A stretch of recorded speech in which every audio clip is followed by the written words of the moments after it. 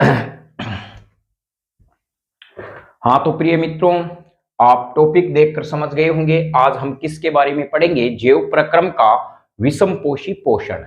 स्वपोषी पोषण के बारे में हमने पढ़ लिया है, तो चलिए विषमपोषी पोषण के बारे में पढ़ते हैं। देखिए, सबसे पहला ये जो पार्ट है वो इंपॉर्टेंट इसलिए है, जो एंड के जो पार्ट आते हैं हमारी क्लास 10th के अंदर, विज्ञान के अंदर, जिसे स्वपोषी, विषमपोषी, आहार श्रृंखला, उनके भी यह मैटर क्लियर होते जाएंगे। तो चलिए सबसे पहले हम यहाँ पर पढ़ते हैं पोषण। इनको समझने का प्रयास करते हैं, आखिर है यह क्या। तो प्रिय मित्रों, सबसे पहले यदि हम बात करते हैं पोषण के बारे में, तो पोषण क्या होता है? भोजन को अंतः ग्रहण करना, यानी हम कह सकते हैं भोजन को अंतर ग्रहण करना, अंतर ग्रहण करना तथा उपयोग की विधि, उपयोग की विधि, ये प्रिय मित्रों क्या कहलाती है? पोषण कहलाती है। तो ध्यान रखें, यानी भोजन को अंतःग्रहण करना तथा उपयोग की विधि है, ये पोषण कहलाती है। और जो जीव है वो पोषण ग्रहण क्यों करते हैं, भोजन को ग्रहण क्यों करते हैं? तो आपके दिमाग में आना चाहिए, जीव द्रव्य का निर्माण करने के लिए तथा आवश्यक जो कोशिकांग होते हैं उनका निर्माण करने के लिए प्राणी पोषण प्राप्त करता है। अब यहां सबसे पहले एक शब्द आता है पोषक तत्व। पोषक तत्व ये क्या है? देखिए, पोषक तत्व का मतलब क्या होता है प्रिय मित्रों? पोषक तत्व का मतलब यह होता है यानी वह भोज्य पदार्थ जिसमें हमारे शरीर के आवश्यक घटक विद्यमान होते हैं। तो हमारे शरीर के जो आवश्यक घटक जिस भोजन में विद्यमान रहेंगे वो पोषक तत्व कहलाते हैं। पोषक तत्व में क्या क्या आते हैं? पोषक तत्व में आते हैं कार्बोहाइड्रेट, कार्बोहाइड्रेट आता है इसके अंदर, और पोषक तत्व में आता है प्रोटीन आता है, वसा आती है, विटामिन आते हैं, विटामिन, खनिज लवण आते हैं, खनिज लवण भी इसके अंतर्गत सम्मिलित होते हैं, और रेसे। ये सभी जो हैं आवश्यक घटक मिलकर हमारे जो हैं किसका निर्माण करते हैं? भोजन का निर्माण करते हैं। तो हम कहें कार्बोहाइड्रेट, प्रोटीन, वसा, विटामिन, खनिज लवण और रेसे, यह पोषक तत्व हैं। अब इनका उपयोग क्या होता है? सबसे पहले देखिए, यदि हम जैव प्रक्रम में पाचन में देखें तो कार्बोहाइड्रेट और वसा का उपयोग होता है ऊर्जा देने के लिए, ऊर्जा के लिए। अब हम क्या इसको रटें या समझे? देखिए, मैंने आपको सीधा लिख दिया, इससे हर चीजों में लिखा हुआ मिल सकता है, लेकिन हम इसको समझने का प्रयास करते हैं। एक कौवा होता है, आप अपनी मेमोरी में याद रखें, कौवा। यह प्रिय मित्रों कौवा जो होता है वो क्या होता है? कौवा ये क्या है? उड़ता है, उड़ता है। तो यह आप ही थोड़ा सा ध्यान रखें। एक कागला है वो उड़ेगा, उड़ेगा का मतलब, ऊ का मतलब हो जाएगा ऊर्जा, ऊर्जा। ऊर्जा कौन से पोषक पदार्थ देते हैं? क का मतलब कार्बोहाइड्रेट, व का मतलब वसा। तो यहां पर आपका कंसेप्ट क्लियर हो गया होगा। एक कौवा है वो उड़ रहा है, ऊ का मतलब ऊर्जा, ऊर्जा देने वाले पोषक पदार्थ होते हैं हमारे पास में कार्बोहाइड्रेट और वसा होते हैं। अब यहां पर बात आती है किन से ज्यादा एनर्जी प्राप्त होती है? यदि मेरे पास में प्रिय मित्रों 1 ग्राम वसा है, 1 ग्राम वसा है, और यहां पर 1 ग्राम मेरे पास में क्या है? कार्बोहाइड्रेट है, कार्बोहाइड्रेट है, कार्बोहाइड्रेट है। तो इससे यानी वसा से जो एनर्जी प्राप्त होगी वो कार्बोहाइड्रेट की तुलना में दुगुनी प्राप्त होती है। यानी मान लीजिए कार्बोहाइड्रेट से 4.5 किलो कैलोरी ऊर्जा प्राप्त होती है, तो वसा से 1 ग्राम वसा से 9 किलो कैलोरी ऊर्जा प्राप्त होती है, डबल होती है। लेकिन ऊर्जा के प्राथमिक स्रोत माने जाते हैं कार्बोहाइड्रेट। तो यहां पर आप समझ गए होंगे। अब चलिए यहां पर हम बात करते हैं प्रोटीन क्या करता है। प्रोटीन का मतलब क्या होता है? प का मतलब होता है पहलवान, पहलवान होता है। पहलवान क्या करता है? मान लीजिए आपने किसी पहलवान से आपका पंगा हो गया, आपने गलत शब्द इस्तेमाल किए, वो क्या करेगा? आपके शरीर को तोड़फोड़ कर देगा। तो यहां पर हम कहते हैं ये हमारे शरीर में टूट फूट का काम करते हैं, शरीर के अंगों की मरम्मत करते हैं, अंगों की मरम्मत करते हैं, मरम्मत करते हैं। यह शरीर के अंगों की मरम्मत करने का काम प्रोटीन करते हैं, और प्रोटीन एंजाइम का भी निर्माण करते हैं। प्रोटीन जो होते हैं वो एंटीबॉडी बनाते हैं। हमारे शरीर में जो एंटीबॉडी बने होते हैं वो प्रोटीन के बने होते हैं।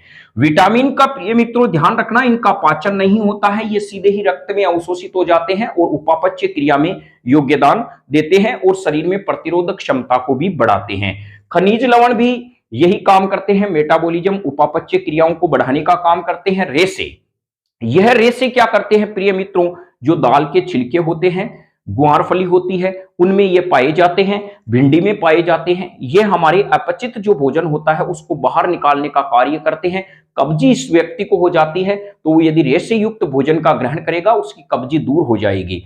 फिर यहाँ पर रेसे क्या करते हैं, जो पचित भोजन होता है उसको रक्त में अवशोषित करने के लिए उसका आयतन बढ़ा देते हैं, अधिक मात्रा में भोजन का अवशोषण होता है। तो मैं उम्मीद करता हूं इन पोषक तत्वों के बारे में आप समझ गए होंगे। जैसे ही हम आगे पढ़ेंगे, कार्बोहाइड्रेट का जब पाचन होता है अंतिम उत्पाद ग्लूकोज बनता है, और प्रोटीन का जब पाचन होता है अंतिम उत्पाद एमिनो अम्ल बनता है। वसा का जब पाचन होता है तो अंतिम उत्पाद बनता है वसा अम्ल और ग्लिसरॉल बनते हैं। यह हम इनके जब मानव का पाचन पढ़ेंगे उसमें पढ़ेंगे।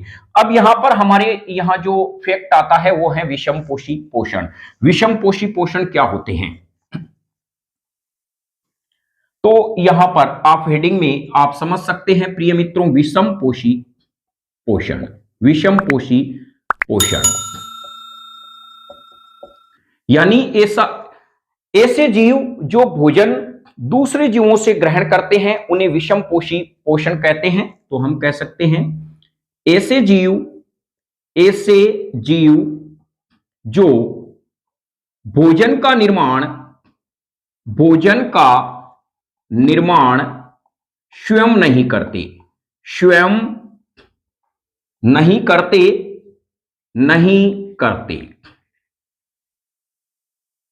भोजन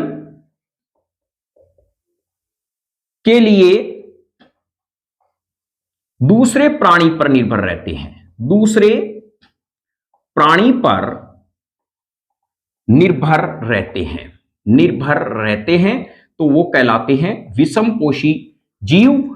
और इसमें जो पोषण का प्रकार है वो विषमपोषी पोषण कहलाता है। ऐसे जीव विषमपोषी जीव कहलाते हैं तथा इनका ये जो पोषण की विधि है वो विषमपोषी पोषण कहलाते हैं। तो ध्यान रखें यहां पर जो मेन जो लाइन आती है, कंटेंट आता है, ये भोजन का निर्माण प्रिय मित्रों स्वयं नहीं करते हैं। प्रश्न आ जाइए स्वपोषी और विषमपोषी में क्या अंतर है। स्वपोषी वे जीव जो भोजन का निर्माण स्वयं करते हैं और यह जीव भोजन का निर्माण स्वयं नहीं करते। स्वपोषी में क्लोरोफिल पाया जाता है, इनमें क्या होता है, क्लोरोफिल नहीं पाया जाता, इस कारण ये भोजन का निर्माण स्वयं नहीं कर पाते।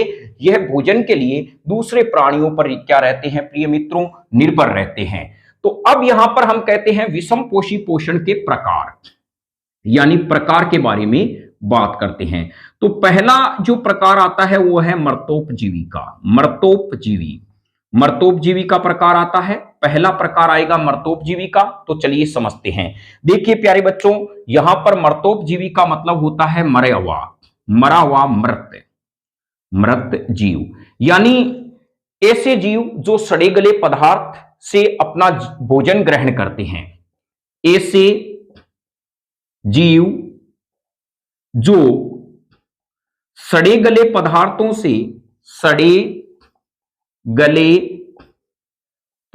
से भोजन ग्रहण करते हैं। क्या करते हैं प्रिय मित्रों, भोजन ग्रहण करते हैं। और ध्यान रखें इन्हें अपघटक भी कहा जाता है,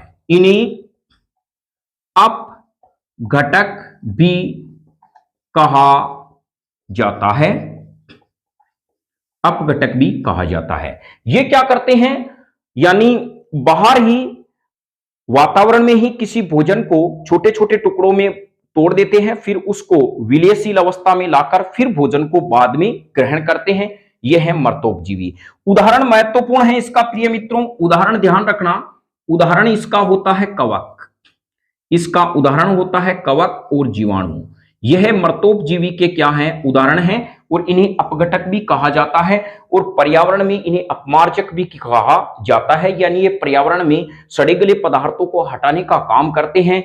तो ये कवक और क्या हो गया, जीवाणु। अब हमें कहें प्रिय मित्रों कवक के उदाहरण बताइए, कौन कौन से कवक के उदाहरण होते हैं। तो चलिए हम कवक के उदाहरण देखते हैं। कवक के उदाहरणों के बारे में, कवक का जो उदाहरण है बिल्कुल इजी है। कवक का उदाहरण जो 10th क्लास में दिए हुए हैं, कवक का उदाहरण, कवक का उदाहरण एक टायर, आपने नाम सुना होगा प्रिय मित्रों, एमआरएफ का टायर आता है, एमआरएफ का, जिसका शेयर मार्केट बहुत ज्यादा है, एक शेयर का 90,000 रुपए के आसपास इसकी प्राइस है एमआरएफ। सचिन भी जब खेलता था तो पुराना जो सचिन सबसे पहले बल्ले का प्रयोग करते थे वो एमआरएफ बल्ले का ही प्रयोग करते थे। आप भी एमआरएफ के साथ जुड़िए तो समझिए आपके भी सितारे हो सकता है चमक जाए, जैसे सचिन तेंदुलकर के सितारे चमके थे। तो यहां पर हम बात करते हैं एमआरएफ के बारे में। चलिए, एम का मतलब होता है प्रिय मित्रों मशरूम, मशरूम पहला काम। आर का मतलब, अब देखिए एफ का मतलब होता है फफूंदी, फफूंदी। और जो यहां पर आर हमारे पास में आया है इसका हम ले सकते हैं राइजोप्स, राइजोप्स जो हैं वो यह काम में ले सकते हैं। तो मशरूम हमारे पास में आ गया। रैक का मतलब चलिए हम इस 10th के हिसाब से ले लेते हैं यीस्ट, क्या ले लेते हैं, यीस्ट ले लेते हैं। तो यह हमारे पास में क्या हो गया, फफूंदी, यीस्ट और मशरूम, इसके क्या हो गए, उदाहरण हो गए। और मशरूम क्या है, कवक के उदाहरण हैं। तो मैं उम्मीद करता हूं कवक के बारे में आप समझ गए होंगे, यह सभी मृतोपजीवी होते हैं। नेक्स्ट हम चलते हैं प्रिय मित्रों परजीवी, यानी दूसरा जो इनका प्रकार होता है, यानी विषमपोषी प्राणियों का जो प्रकार है वो है परजीवी। तो नेक्स्ट जो हम दूसरे नंबर पे आते हैं परजीवी, परजीवी। परजीवी का मतलब होता है ये जीव प्रत्यक्ष रूप से दूसरे जीवों के अंदर या बाहर रहकर पोषण प्राप्त करते हैं, यानी ये भोजन के लिए दूसरे जीवों पर पूरी तरह निर्भर रहते हैं और यह प्रत्यक्ष रूप से क्या करते हैं, भोजन प्राप्त करते हैं, सीधा डायरेक्ट भोजन प्राप्त करते हैं। चूषांग की सहायता से ये भोजन क्या करते हैं, चूषांग की सहायता से ये भोजन को ग्रहण कर लेते हैं। तो चलिए इसके उदाहरण आपको पता है प्रिय मित्रों, एक तो इसका उदाहरण हो जाएगा खटमल, खटमल होता है एक उदाहरण, जिसे हम चीचड़ी कहते हैं, खटमल। और एक उदाहरण होता है जूं, ये तो आम बात है, जूं है, जूं को मारने के लिए लाइस जो आता है वो एंटीलाइस जो हम कह सकते हैं शैम्पू आता है, जूं। खटमल हो गया प्रिय मित्रों, जूं हो गया। और हम इसके अंतर्गत परजीवी के बारे में यदि पादपों के बारे में देखें तो अमरबेल भी क्या है, इसका उदाहरण है। एक यदि हम देखें तो इसके अंदर जो है वो एस्केरिस, यह भी क्या होता है, अंतः परजीवी होता है, एस्केरिस आदि। प्रिय मित्रों ध्यान रखें एस्केरिस है। आपको हर मंगलवार के दिन विद्यालय के अंदर छोटी छोटी टेबलेटें दी जाती है। इस टेबलेटों पर ध्यान से देखना, उसके ऊपर लिखा हुआ होता है एल्बेंडाजोल, एल्बेंडाजोल। यह एल्बेंडाजोल प्रिय मित्रों 10 mg की होती है। यह एल्बेंडाजोल है जो 10 mg में टेबलेट में भी होती है और यह जो होते हैं सस्पेंशन में भी आती है, यानी लिक्विड फेज में भी आती है, सेमी लिक्विड उसे कहा जाता है। लेकिन विद्यालय में टेबलेट देने का मतलब यही है कि ये एस्केरिस एक कर्मी होता है, जो हम मीठा पदार्थ खाते हैं या किसी कारणवश ये एस्केरिस हमारी आंतों में पहुंच जाता है और पोषण को ले लेता है, जिससे व्यक्ति दुबला पतला दिखता है। जितना भी पोषण वो भोजन ग्रहण करता है तो उनसे जो पचित भोजन रक्त में जाना चाहिए वो ये कीट जो होते हैं, यानी ये जो एस्केरिस जो कर्मी होते हैं, कीट नहीं कर्मी होते हैं, वो इनको ग्रहण करते रहते हैं, जिससे वे व्यक्ति क्या है, शारीरिक रूप से कमजोर हो जाता है। तो यहाँ पर राजस्थान सरकार ने निःशुल्क राजस्थान के अंदर जो है एल्बेंडाजोल 10 mg की टेबलेट है। लेकिन ध्यान रखें इस टेबलेट के ऊपर लिखा हुआ होता है प्रिय मित्रों च्यूएबल टेबलेट। ये चूसने वाली टेबलेट है, इसको आपको डायरेक्ट निगलना नहीं है, इसको चूसना है। देखना कभी अब की बार आपको टेबलेट मिले तो यह होती है च्यूएबल टेबलेट, जिसको चबाया जाता है यानी चूसा जाता है इसको च्यूगम की तरह। तो यह है च्यूएबल, जो कर्मी को क्या कर देती है, वहां से हटा देती है। तो चलिए यहां पर परजीवी के बारे में आपने जान लिया। ये क्या करते हैं, प्रत्यक्ष रूप से दूसरे जीवों के अंदर या बाहर रहकर पोषण को प्राप्त करते हैं। फिर तीसरा जो प्रकार आता है वो है प्राणीशम। क्या आता है प्रिय मित्रों, प्राणीशम प्रकार का। प्राणीशम, प्राणीशम पोषण क्या होता है, ऐसे जीव जो भोजन का अंतःग्रहण करते हैं और अपने शरीर के अंदर भोजन का पाचन करते हैं, अपचित भोजन को बाहर निकालते हैं, वो पोषण कहलाता है प्राणीशम पोषण। तो ध्यान रखें, यहां पर हम कह सकते हैं ऐसे जीव जो भोजन को अंतःग्रहण करते हैं, भोजन को अंतर्ग्रहण करते हैं तथा शरीर में पाचन करते हैं, पाचन करके अपचित भोजन को शरीर से बाहर निकालते हैं, शरीर से बाहर निकालते हैं। यह जो पोषण है निकालते हैं, यह पोषण का तरीका प्रिय मित्रों प्राणीशम पोषण कहलाता है। बाहर निकालने को बहिक्षेपण कहा जाता है। और भोजन का पाचन होता है अंतःग्रहण, और यहां पर भोजन का पाचन होगा, फिर अपचित भोजन को शरीर से बाहर निकाल दिया जाएगा। तो यह प्राणीशम प्रकार का पोषण होता है। इनके आधार पर प्राणीशम पोषण होता है प्रिय मित्रों, इनमें 3 प्रकार होते हैं। इनको पुनः 3 भागों में, शाकाहारी, ऐसे जीव जो केवल फल यानी ऐसे जीव जो पादप या पादप के उत्पाद को खाते हैं। देखिए शाकाहारी, शाक सब्जियां जो होती है वो शाकाहारी, पादप या पादप उत्पाद को खाते हैं। इसमें आती है बकरी इसमें आ जाएगी, ललडी यानी भेड़ इसके अंतर्गत आ जाएगी, और प्रिय मित्रों हम कह सकते हैं खरगोश या खरगोश भी इसके अंतर्गत आ जाता है। तो यह इसके उदाहरण है शाकाहारी के।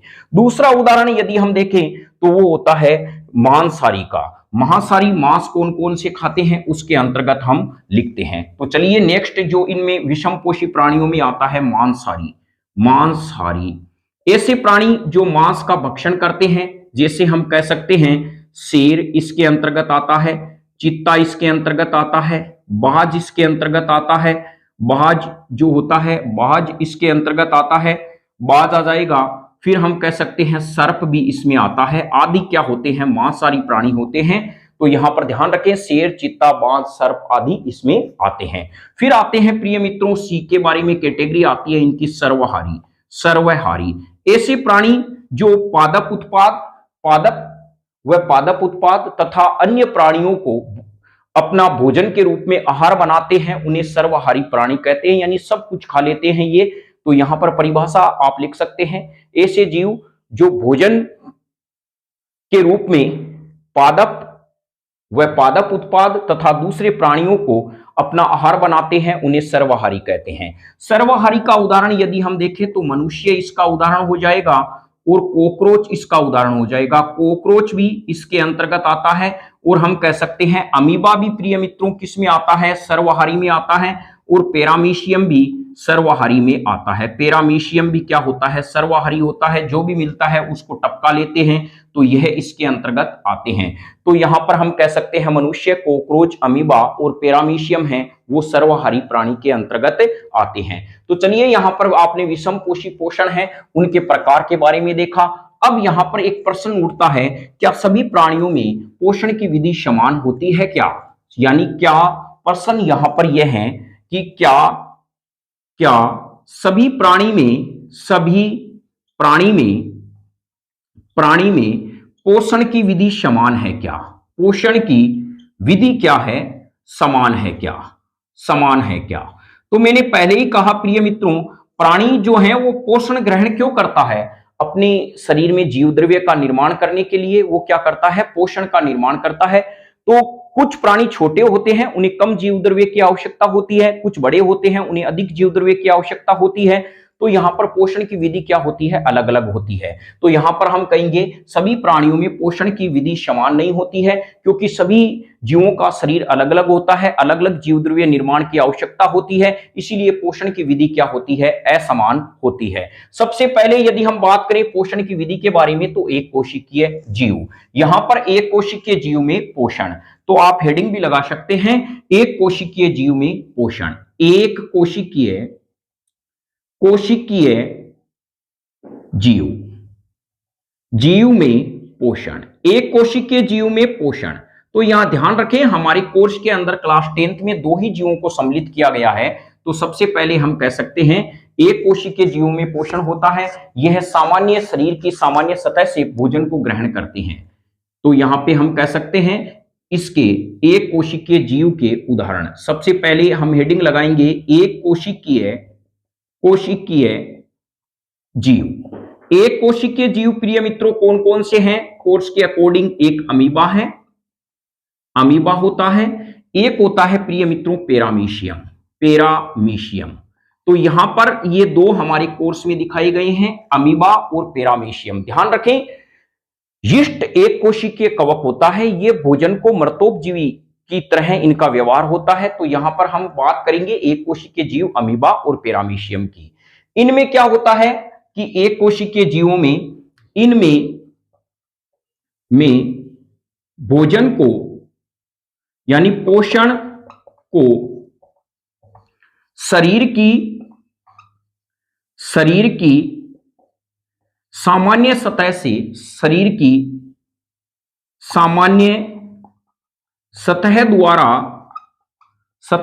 द्वारा ग्रहण किया जाता है, ग्रहण किया जाता है तथा शरीर में भोजन का पाचन होता है, भोजन का पाचन होता है, वह अपचित भोजन को विशेष स्थान से बाहर निकाल दिया जाता है। पहले तो हमें यह दो तीन लाइनें ये लिखती हैं कि इनमें पोषण जो होता है वो शरीर की सामान्य सतह द्वारा होता है, ग्रहण किया जाता है, तथा शरीर में भोजन का क्या होता है, पाचन होता है, अपचित भोजन को विशेष स्थान से बाहर निकाल दिया जाता है। अब यहां पर हम पढ़ेंगे प्रिय मित्रों अमीबा के बारे में, जो बहुत ही महत्वपूर्ण है, प्रश्न आएगा अमीबा में पोषण के प्रकार को समझाइए। तो चलिए यहां पर हम हेडिंग डाल लेते हैं एक कोशिकीय जीवों में पोषण में अमीबा। सबसे पहले अमीबा के बारे में देखें तो यहां पर प्रिय मित्रों सबसे पहला ये फैक्ट है, यह सर्वाहारी है। क्या है, सर्वाहारी होता है। दूसरा, इसमें प्राणी समपोषण होता है, प्राणी समपोषण होता है। अभी मैंने बताया क्यों होता है, प्राणी समपोषण होता है, दो फैक्ट हो गए। फिर यह ध्यान रखना अमीबा में अंतःकोशिकीय पाचन होता है, अंतःकोशिकीय पाचन होता है, अंतःकोशिकीय पाचन होता है। अमीबा में प्रिय मित्रों क्या होता है, पाचन के प्रोसेस अलग अलग हैं, लेकिन हमारे कोर्स में कूटपाद की सहायता से बताया गया। देखिए सपोज कीजिए यहां पर यदि हम एग्जांपल लें, ये एक अमीबा है, क्या है, अमीबा है, और यहां पर इसके पास में यह अमीबा है, तो इसको भूख लग गई बेचारे को, ये तैरता तैरता भोजन के पास जाएगा, और जैसे ही संपर्क में आएगा तो ये अपने क्या करेगा, वहां पर जिस सतह पर भोजन संपर्क में आया है ये कूटपाद का निर्माण कर लेगा, ऐसे कर लेगा, ये बना लिया और इस भोजन को अंदर ग्रहण कर लेगा। यह भोजन क्या करेगा, खाद्य धानी में चला जाएगा, जहां इसका भोजन का पाचन होगा। अब चलिए दूसरी कंडीशन अमीबा क्या है, अमीबा आराम से बैठा हुआ है और कुछ कर नहीं रहा है, क्योंकि उसने भोजन तो ग्रहण कर लिया, ये आराम से बैठा है, कोई कण आएगा इस पे चिपक जाएगा, अपने आप कण चल के आता है और ये क्या करता है, इसके अंदर धस जाता है, कहता है चल भाई अंदर चलते हैं, खाद्य धानी में आ जाता है, खाद्य धानी शरीर में परिक्रमा करती रहती है और भोजन का पाचन हो जाता है, अपशिष्ट पदार्थ को ये क्या करते हैं, बाहर निकालते हैं। दूसरे क्या होते हैं कि प्रिय मित्रों अमीबा क्या करता है कि कूटपाद की सहायता से भी कर सकता है और कूटपाद की बिना सहायता से भी ये क्या है, यानी भोजन ग्रहण करता है कूटपाद की सहायता से। यदि भोजन करे उसे सक्रिय भोजन अंतः ग्रहण करते हैं, और यदि कूटपाद का प्रयोग नहीं करता है तो इसे निष्क्रिय अंतः ग्रहण कहा जाता है। लेकिन हमारी कोर्स में जो मेन फैक्ट डाला गया है वो है अंतः ग्रहण पादप कूटपाद की सहायता से। तो सबसे पहले आप समझ गए होंगे अंतः कोशिकीय पाचन होता है। अब हम कहीं अमीबा का प्रिय मित्रों भोजन क्या होता है। भोजन इनका एक तो जीवाणु होता है, डाई एटम होता है, एक इनका क्या होता है सेवाल भी इनके होते हैं, और मृत कार्बनिक कण होते हैं। ध्यान रखें, जब तक हम एग्जाम में अच्छा अलग से नहीं लिख के आएंगे तो उम्मीद मत करना आपके अच्छे मार्क्स आने की, क्योंकि जब तक हमारी कॉपी अलग से दिखनी चाहिए। और यहां पर जैसे ही आप ये फैक्ट लिख देते हैं अमीबा में पाचन, तो उनको अगले अपने आप लग जाता है कि ये कहीं न्यू कॉन्सेप्ट क्लासेज का बच्चा तो नहीं है, उनसे जुड़ा हुआ तो नहीं है। तो जीवाणु, डाइएटम, सेवाल, मर्त और कार्बनिक कण। अब चलिए हम देखते हैं अमीबा में पोषण की विधि। तो यहां पर यह जो अमीबा में पोषण है वो सर्वहारी प्राणी संपोषण अंतः कोशिकीय पाचन होता है। भोजन, जीवाणु, डाइएटम, सेवाल, मर्त, कार्बनिक कण। अब हम कहीं अमीबा भोजन कैसे ग्रहण करता है, फिर हम लिख देंगे इनके नीचे अमीबा कूटपाद की सहायता से भोजन को पकड़ता है तथा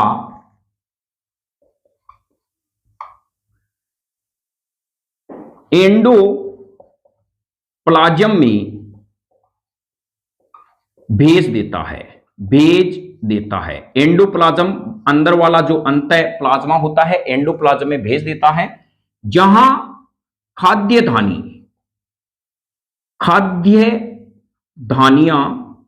धानी में इनका पाचन होता है। भोजन का क्या होता है, खाद्य धानी में पाचन होता है। प्रिय मित्रों, ये खाद्य धानी का संपर्क होता है लाइसोसोम से। ये लाइसोसोम अपने एंजाइम इस खाद्य धानी में डालता है। ये खाद्य धानी क्या करती है, यानी पूरे शरीर में घूमती है 15 से यहां हम कहीं 15-1 घंटे के आसपास ये खाद्य धानी अमीबा में पूरे शरीर में चक्कर लगाती है, जिससे इनका भोजन का क्या हो जाता है, पाचन हो जाता है। तो खाद्य धानी में क्या होता है, भोजन का पाचन होता है तथा अपचित भोजन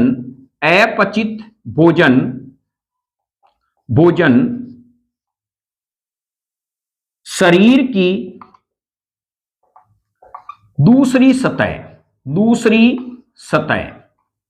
ध्यान रखें इसको कहते हैं यूरोइड की सहायता से बाहर निकालता है।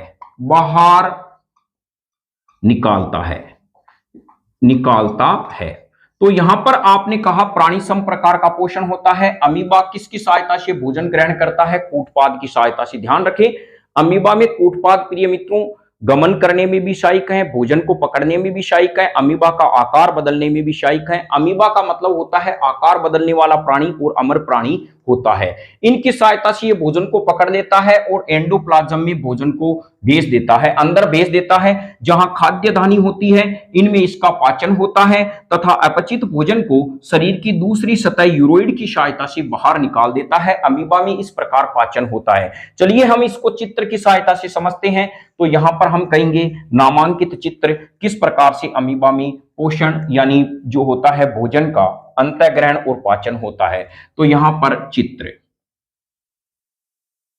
प्रिय मित्रों अमीबा में इस प्रकार का डायग्राम होता है, कोई फिक्स है नहीं कि किस प्रकार का ये होगा। यहां पर हम कहीं तो यह इसके अंदर केंद्रक होता है और इसका अंदर यह जीव द्रव्य होता है, यह इसका जीव द्रव्य है। फिर जैसे ही ये कोई कण यहां पर आ रहा है, अभी देखिए यह है कण, भोजन का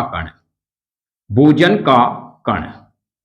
अब जैसे ही भोजन का कण आएगा अमीबा में कूटपाद बनेंगे, तो यहां पे हम कह सकते हैं इस प्रकार से ये अमीबा क्या करता है, यानी कूटपाद बना लेता है। और यहां पर यह भोजन के ग्रहण आ गए और यहां पे यह केंद्रक हो गया इसका, यह इसका क्या हो गया प्रिय मित्रों, और यह इसका है खाद्य धानी। क्या है, खाद्य धानी, खाद्य धानी है इसके अंदर, और आप यहां पर भी एक खाद्य धानी यहां पे बना दे। अब ये भोजन अंदर अंदर वाला भाग कहलाता है एंडोप्लाज्मा, बाहर वाला एक्टोप्लाज्मा कहलाता है। तो ये भोजन का कण इसके अंदर क्या आ जाएगा प्रिय मित्रों, ये वाला जो भाग है, ये वाला भाग कहलाता है अमीबा का केंद्रक। क्या कहलाता है? केंद्रक कहलाता है। अब ये भोजन जैसे ही इसके अंदर आएगा तो यहां पर हम कहें तो वापस इस प्रकार से अमीबा में यह इस प्रकार की संरचना बन जाएगी, और यह इसका क्या है? केंद्रक है, और यह खाद्य धानी है। इसमें भोजन का पाचन लाइसोसोम एंजाइम की जो लाइसोसोम के अंदर जल अपघटनीय एंजाइम भरे होते हैं, उनकी सहायता से ये भोजन का पाचन हो रहा है। ये खाद्य धानी इस अमीबा के शरीर में चारों तरफ चक्कर लगाती रहती है और इनमें वाइब्रेट होता रहता है, जिससे भोजन का पाचन हो जाता है। नेक्स्ट पदार्थ में हम बात करें तो यहां पर यह अमीबा में प्रिय मित्रों वापस ये इस प्रकार की संरचना है। ये जहां से इसने भोजन ग्रहण किया, इसके विपरीत दिशा में क्या होता है प्रिय मित्रों, यह अपशिष्ट पदार्थ को क्या कर देता है? बाहर निकाल देता है। यह इसमें क्या हो गया? ये केंद्रक है, और यह अपशिष्ट पदार्थ क्या है? यहां से बाहर निकल जाता है। तो मैं उम्मीद करता हूं इसके बारे में आप समझ गए होंगे। यह है अपशिष्ट पदार्थ। अपशिष्ट पदार्थ, ये वाला स्थान कहलाता है यूरोइड। यूरोइड, ये हमेशा यूरोइड से ही अपशिष्ट पदार्थ बाहर निकाले जाते हैं। कूटपाद कहां बनेंगे? यूरोइड कहां बनेंगे? ये पहले फिक्स नहीं होता है। जहां से ये ग्रहण करता है वहीं पे पास में खाद्य धानी का क्या हो जाता है? निर्माण हो जाता है। तो यह थे अमीबा में पोषण का प्रकार। नोट लगा के आप एक लाइन लिख सकते हैं प्रिय मित्रों, नोट लगा के, अमीबा में खाद्य धानी का माध्यम पहले अम्लीय होता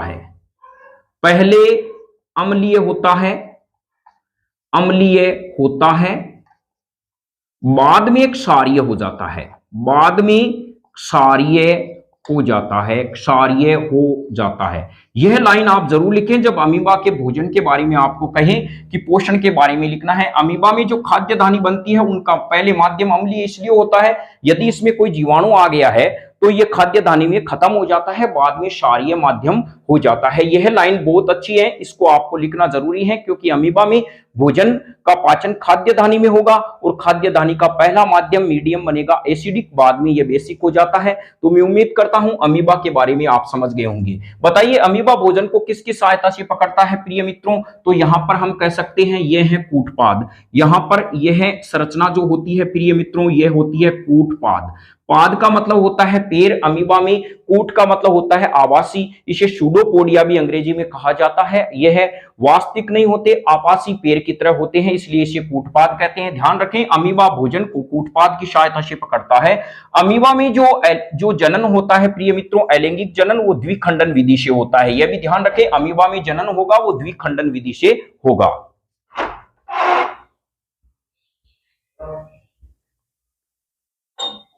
नेक्स्ट जो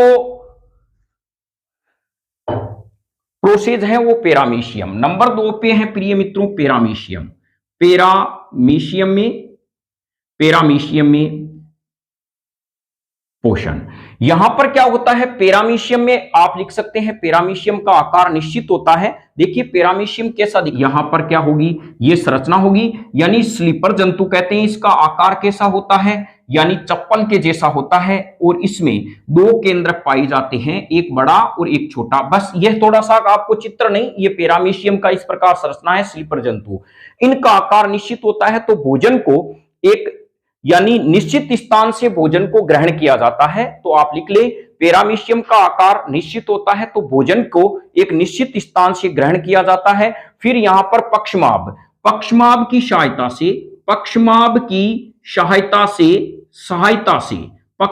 सहायता से भोजन को खाद्य धानी में भेजा जाता है, जहां इसका भोजन का पाचन होता है। और फिर यहां पर हम कह सकते हैं कि खाद्य धानी का माध्यम पहले अम्लीय और बाद में क्षारीय होता है, और इस प्रकार खाद्य धानी में अमीबा क्या करता है, यानी पेरामीशियम है वो भोजन का क्या करता है, पाचन करता है। तो मैं उम्मीद करता हूं एक कोशिकीय जीवों के बारे में आप समझ गए होंगे। अब आएगा मानव में जो पाचन है भोजन का, वो किस प्रकार से होता है, अगले वीडियो में पढ़ेंगे। तब तक जय हिंद, वंदे मातरम।